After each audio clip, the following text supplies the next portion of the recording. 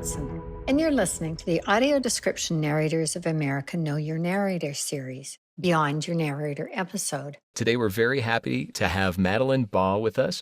She is from Extracts. Thanks for joining us, Madeline. I'm just thrilled to do this. Thank you so much, Roy, and to your listeners. So glad to have you here. What do you love about audio description? Well, honestly, I love everything that I have learned so far and continue to learn from audio description. As a sighted person, I actually only in the past couple of years came to know about audio description and know that it even existed.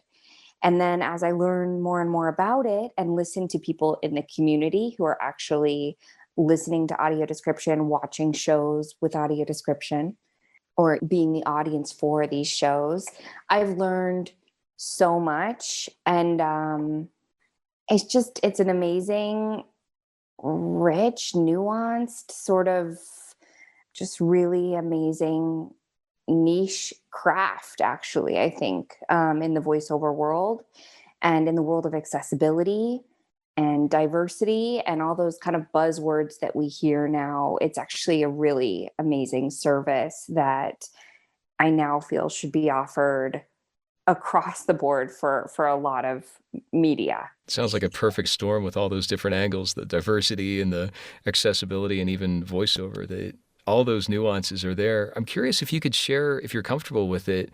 You mentioned learning. Are there assumptions that you had going into audio description that maybe the community redirected you in a different direction, or maybe things that you learned just from your own experience? Yeah, I mean, I think I assumed audio description was for non-sighted people or sight-impaired people only. And the interesting thing, I heard a really neat quote just from like an online seminar that I listened to about audio description. The guy sort of said, and I'm paraphrasing here, but he said, I think the first audio description can be traced back to like caveman times, when one caveman said to another, look out behind you, there's a mastodon coming toward you. So what we see there, what we can realize is that for even someone with 20/20 vision who might be looking the other way or their attention is directed at something else, we're giving them a verbal cue that can cue them into what's happening around them visually that they might not see. So I think that while it's fundamental to make sure that shows, TV, even print media, audiobooks, we have all this amazing sort of access now. But so everything is available to people who might be sight impaired or have lost their vision, or have been born blind. I think it's an interesting thing to realize too, that it really benefits all of us. So when we create audio description for media, it's beneficial for the entire audience. So if someone puts it on and they're not looking at the screen, they might get cues of what's going on. They might be watching it, but the audio description cues them into something that hadn't caught their attention. Or in a classroom or a learning setting, audio description could be used for the entire class in really beneficial ways for everyone.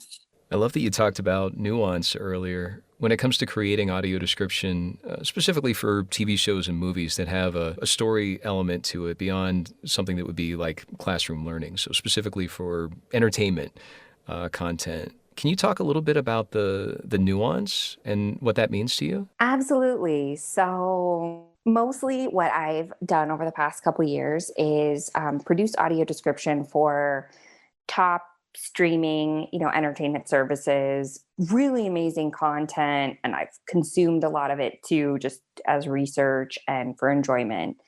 Watching something like The Crown with audio description turned on is amazing because it's really well done. And you get a lot of really cool nuance in that the accent, the voice that we're hearing fits into the audio world of the piece. That's really key. And then the tone of the writing also fits in. I almost want to say also, it's almost refined or at moments restrained. It's sort of this very British tone, right? So the tone of the writing to match what you're writing for A pretty specific example of that is like writing for a suspense or horror film. We've actually had notes from clients sort of cutting description. So the description ends up looking really sparse or feeling sort of sparse, but that works for a suspense film where a sighted audience also might be sitting sort of in stillness for long periods of time before there's a big scare or a big reveal. So really fine tuning your writing and your narration, that's casting and delivery, to the piece that you're working with for audio description, I think we found a lot of nuance there. Very cool. Do you also work with sound engineers as far as how loud or how quiet the audio description comes through? Yeah, I mean, I think a lot of that gets defined in the final mix. I will say I work with almost exclusively sort of the same sound engineer at Xtrax. His name is Glenn Frazier. We've sort of built a really great rapport, and he's become an audio description expert over the years. He has even more experience than I do. With Glenn, we're able to sort of give direction to the actor in the booth, or these days we've been doing 90% of our recording has been remote recording with people in their home studio setups, which is also working great. Thank you, technology. So we're able to give the talent, in real time, sort of, direction about speed or delivery itself, volume, enthusiasm, even though for the most part, audio description is known as a pretty neutral or direct delivery. You're not wanting to distract from your material as the describer, as that narrator. But we definitely can find different levels to stay in tune with the material, keep our description engaging, etc. So we do that in the booth with Glenn, our sound engineer. And then in the mix itself, a lot of people, I think, also have the misconception, and I perhaps even had it as well, thinking that you sort of just slap the audio description over the fully mixed material and it sort of goes out that way. When in fact, the mixer's job is more nuanced as well. The mixer is bringing music and effects of the show down slightly when we have audio description. But there is a mix that happens that is more refined than one might maybe think at the outset, to bring that down and let the audio description sort of take its primary role, and then bringing the mix back up to its normal level. So yeah, I think that all sort of happens from the booth to the final deliverables. It's great to hear about that care that the mix and the writing and the VO all work together. And it sounds like I loved how you said that, not distracting from the work, that our audiences have said that because they spend so much time on their screen readers, whether it's an iPhone or Android or computer, that there is that conversational tone that sounds very conversational, and there's nothing else to it. That what I'm hearing from you is that neutral read that you ask for in your VO talent, there is that little nudge. It's not a total flat nothing. I mean, you said not to distract from the work, that there is something that goes into it. And it sounds like you and your team are very cognizant of that.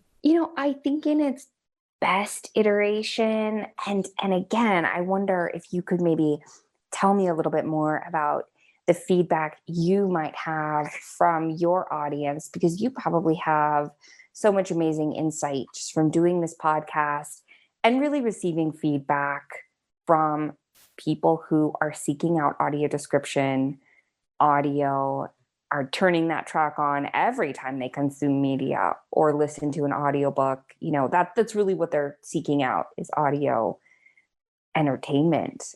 So I'm really interested to hear kind of more the insight you might have. But I feel like in its best iteration, audio description on film or TV sort of ends up like this audio book sort of landscape. I feel like it sort of lands us in that general area where you can listen to it and your imagination has, space as well to fill in what's happening and to really have freedom to imagine the show itself. But that taken as a whole, we hear really great narration that fits in with the dialogue of the show, the sound effects. So it's a little more living than just like the straight up, just like something stagnant. But yeah, it's in general like just a pretty.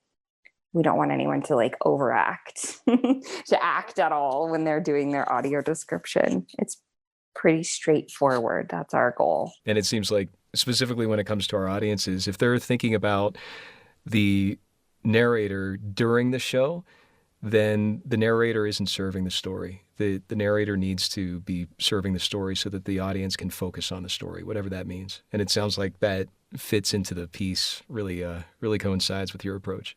That's so awesome to hear. That's so awesome to hear.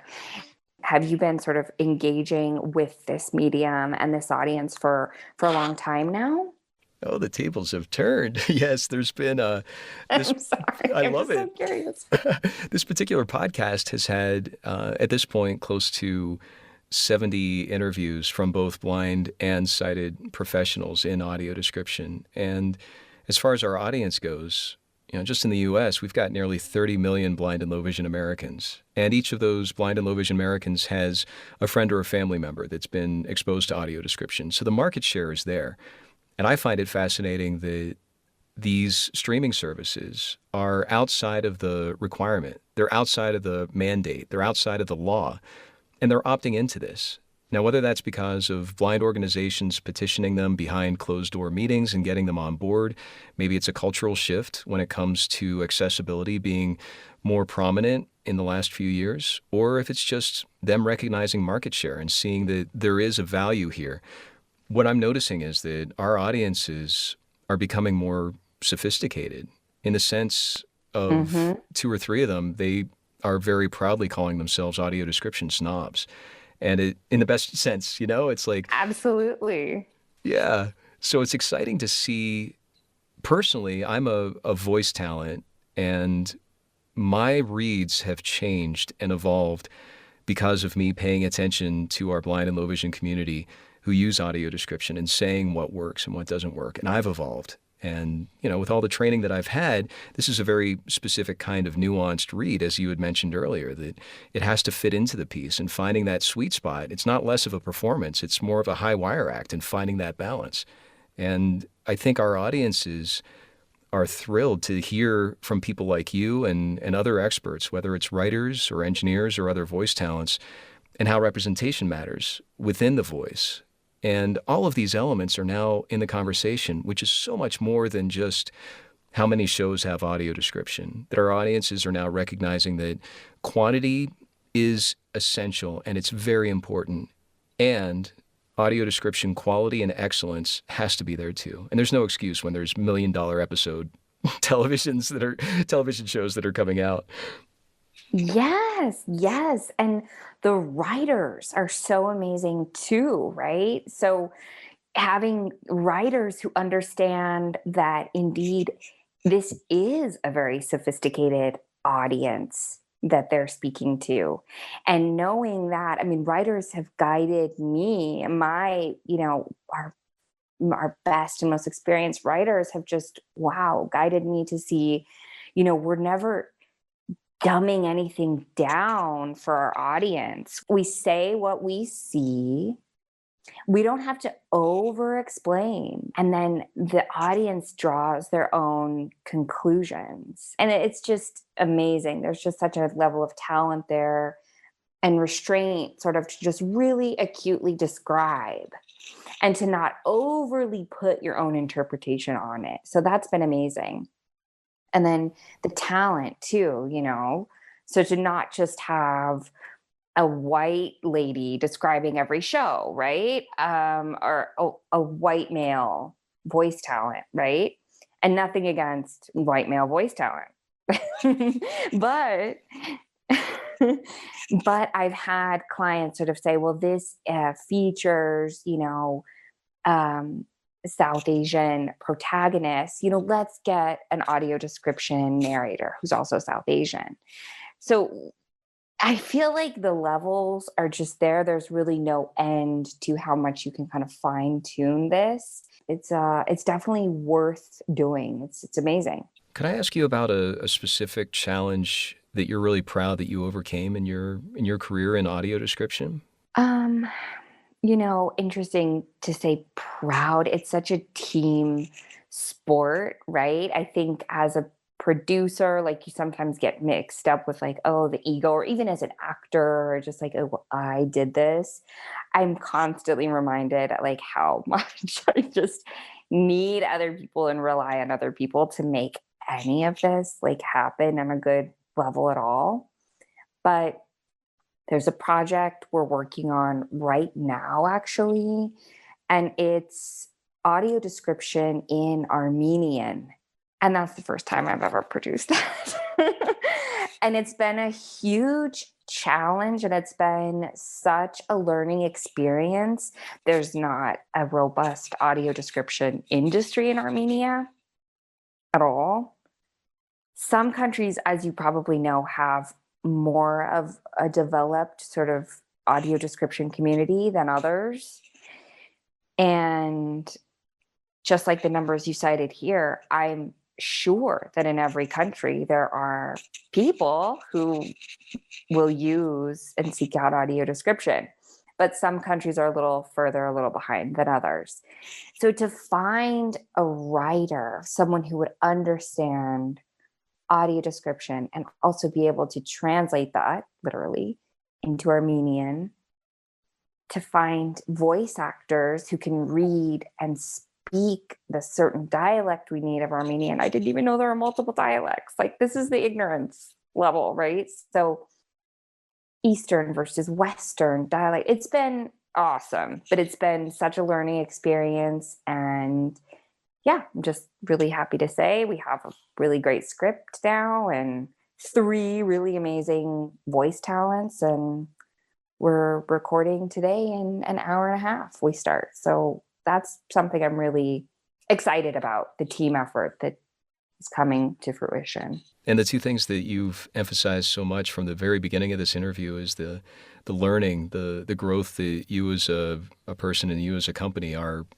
going with it. You're not just stasis, staying the same, and that collaboration and working together. It can't help but bring the best. I hope so. That's awesome. That's awesome. And I will definitely be listening to your podcast. My only excuse for not doing it before this interview is the newborn child. Let's just put it on him. We got major pass on that. But it is. You mentioned the numbers. I didn't even know that until pretty recently. I know there was some legislation about accessibility, like rules, but perhaps that's just for the major networks, that was passed like in 2008, sort of under Obama. I sort of know a little bit about this, right? But I'm sure we have so far to go, and I'm constantly. It took me a minute to sort of see the forest through the trees and just sort of not take it as just a VO job. Oh, audio description. Like, I was just sort of going through the motions for a first couple jobs, and then I sort of started to realize that there's much more to the tapestry here, and then, as you say, a lot more possibility for producing this kind of work. That there are a lot of people who will consume it, and it's worth doing well, as we've said. I'd love to go a little further on the where you see audio description going and the possibilities.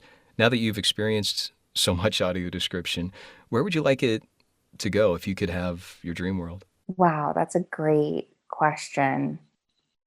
And I'm sure your audience could fill in so much more. For me personally, I think I would like to see it sort of more widely available. It's awesome that it's on film and TV. I think that's huge step, to have these major content providers kind of incorporating audio description in several languages is amazing. But I don't know. I even wonder about like websites reading aloud or having the option of some of those headlines or articles sort of read aloud, sort of an audio option for the news. I think that's an interesting sort of facet of it. And yeah, I think just to continue talking about diversity in our casting, representation.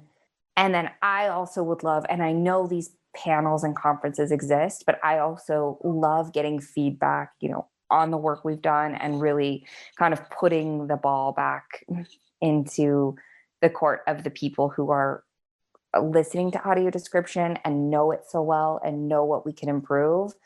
I think that's something that in the future I really would love to hear more and get more involved in that myself, hearing more feedback. Is there anything else you'd like to share with our audience?